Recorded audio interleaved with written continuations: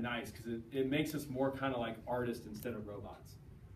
So, and there's 3 million people in the world who are really good at doing a really good SMFA exam or FMS test. There's 100 people in the world who are really good at DNS. So like you get my point. Like we want to strive to be better at this part of it because it's a little bit more difficult, it's a little bit more qualitative, and it's subjective, and it makes you irreplaceable. If 3 million people know how to do what you do, you're very replaceable. If you're good at this, then it makes it hard to fire you.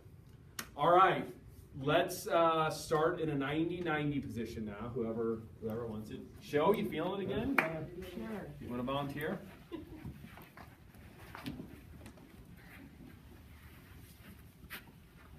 God, this pedal's the ultimate tease. I've hit it like 3 times.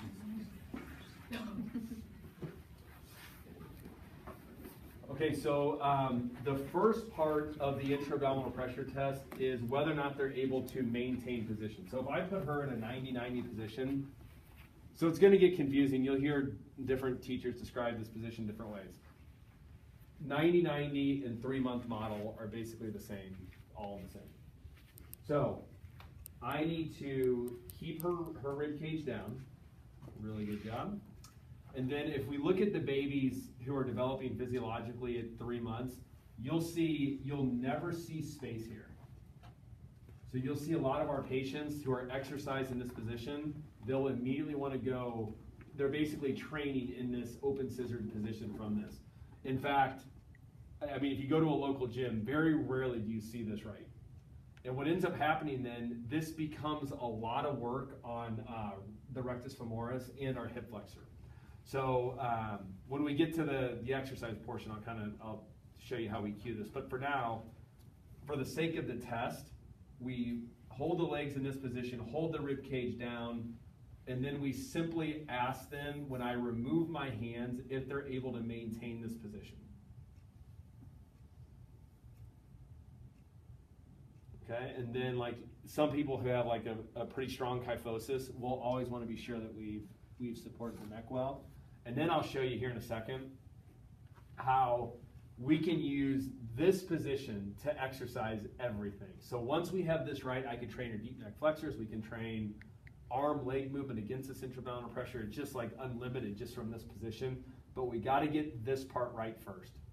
Now, in keeping with our compass example, if this was a half circle, I want to see her be able to generate this outward force all the way through here.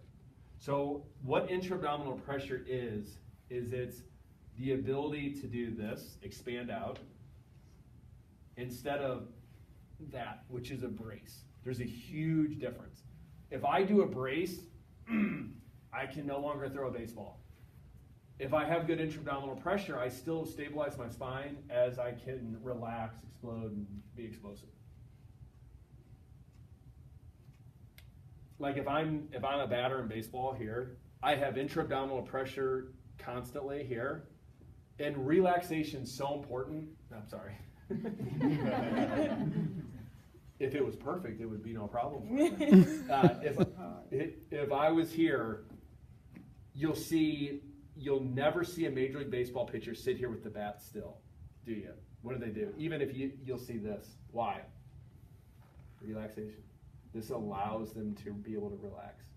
Golf, the waggle.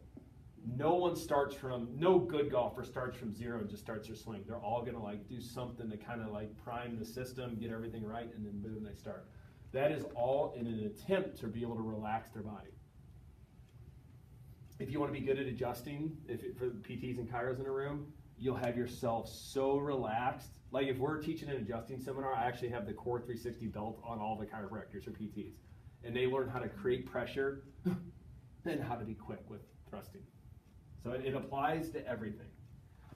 Okay, so imagine this is a perfect circle. So let's talk a little bit about diagnoses now. So people who have hip problems, let's say sports hernias, inguinal hernias, femoral hernias, labral tears, any kind of groin injury, they typically they always lack the ability to generate pressure here. I don't want to dive too deep into it, but femoral acetabular impingement is a little bit of a, that is an exception. So there's 3 ways to get that. You can either have poor developmental kinesiology, everything we talked about this morning.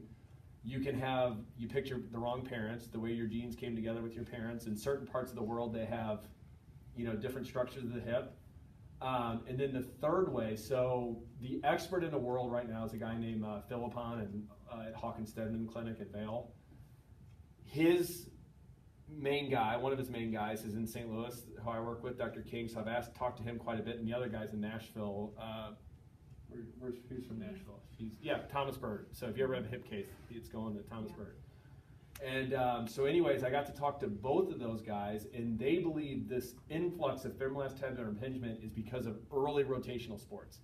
So it's just basically Wolff's Law. So if you're banging your femur up against your pelvis, you lay down bone there so we can have either the cam or the pincer.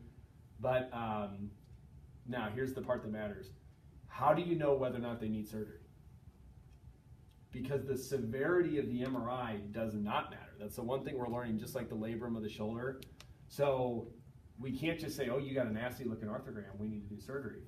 It's actually your trial of care that should determine the next step. Now, what's hard to find is it's hard to find people who you would trust to give like an amazing trial of care, and then you go 4 weeks and you're like, yeah, it still sucks and we haven't changed this, I think you should have surgery. Or this is the other test that I like.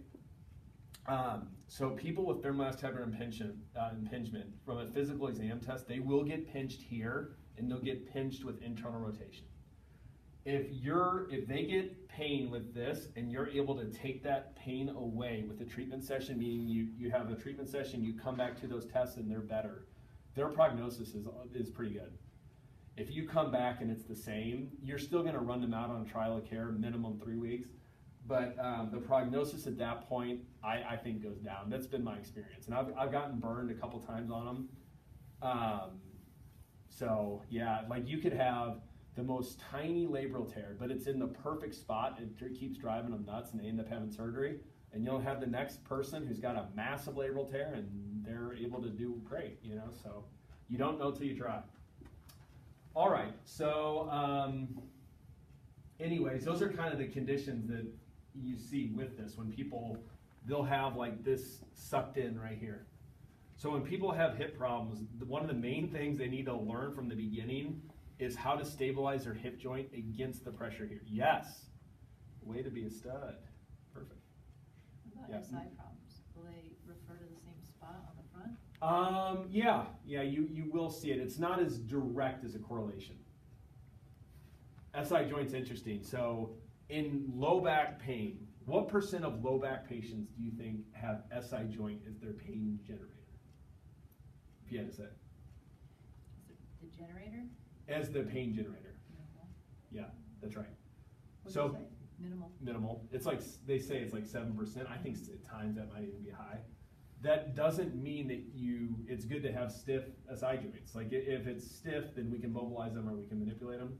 But like if I ask a room full of chiropractors at a state association, 1,000 people, they'll say, what do you think they'll say? 70%. Yeah, that's the number. Literally no matter what state I'm in, 70% is what they'll say.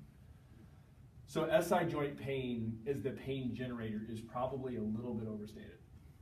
Which, sorry about the tangent, just kind of felt like talking about the SI joint for a second there. But yeah, it's, but no, you will see it. It's not as direct as a correlation as we see with some of the stuff I just talked about though. Yeah, remind me too, there's a couple DNS positions that are amazing for when we do need SI joint influence. Okay, so so from this position here, besides removing our hands and seeing if they're able to maintain this position, I want to be able to put my hand here on show, look away, and not know whether she's breathing in or out. What does that tell me? It tells me that she's able to modulate intra-abdominal pressure independent of what? Respiration. Remember, if we're going to carry 135 pounds on a 100-yard walk, if we lose stabilization every time we let our air out, our spine's going to buckle. We're done. So in postpartum women, vaginal birth, you will find like they're unable to separate this. So this would be a great like starting place for those patients there. But again, you gotta be sure before we start training this, which right now we're only assessing, that we have them in the right position to start with. Otherwise, we basically just start this posterior compression strategy from their back. So now go anterior pelvic tilt, lift this up. So then now she's gonna overload hip flexors, rectus femoris, psoas, and then don't let me move you. That's good. And now put this down. Now give me good pressure here. Move my finger. More. Now let me move you. Solid as a rock.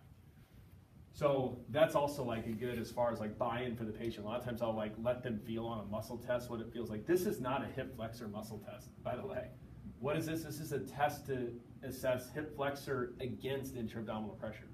That's where muscle testing gets a little bit, it's not bad as long as you know what it is you're assessing. You're always assessing that muscle against whatever it's needing to stabilize. Sweet. Okay, what'd I miss? Okay, so I just want to do it from this position, and then we'll show you a seated version of it also.